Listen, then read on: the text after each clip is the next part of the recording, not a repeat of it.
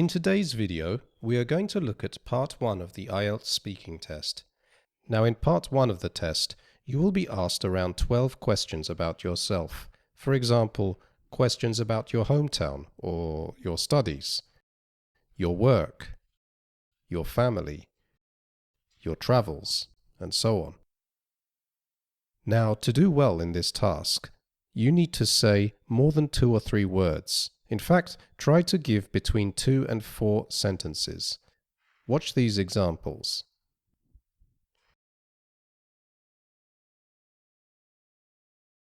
I'm taking the IELTS exam because I want to emigrate to Canada and get a job.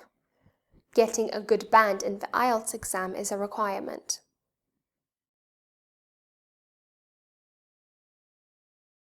No, I haven't. But I'd really like to visit London. I've heard so much about the place.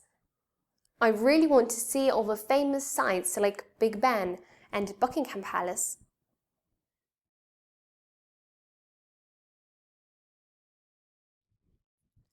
Well, in my spare time, I enjoy watching films and going to the cinema.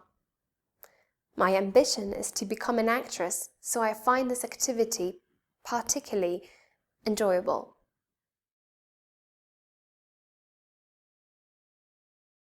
Well, unfortunately, I don't have much time for reading, but I guess I like science fiction. Let's talk about synonyms. Synonyms are different words that have a similar meaning. For example, how would you describe a town like this?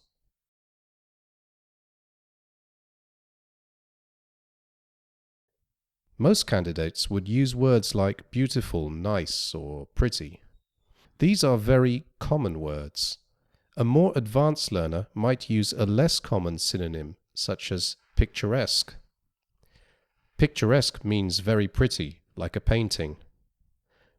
To get a very high band in the IELTS speaking test, it helps to use some less common synonyms in your answers.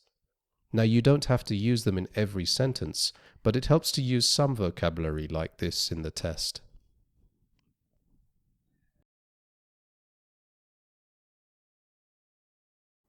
Yes, it's a fairly big city. You could call it a city, I guess, with a very picturesque historical centre. The suburbs are not so attractive, however. Another thing that helps to get a high band is good grammar in your answers. This means listen carefully to the questions and try to understand what the examiner is asking. If the question is about a long-term situation in the present, use the present simple.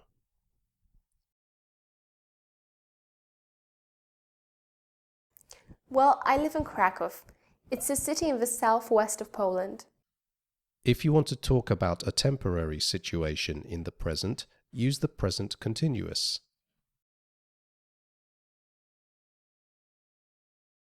Well, right now I'm living in Krakow. I'm a student here. If you want to talk about a situation that started in the past and continued to the present, use the present perfect.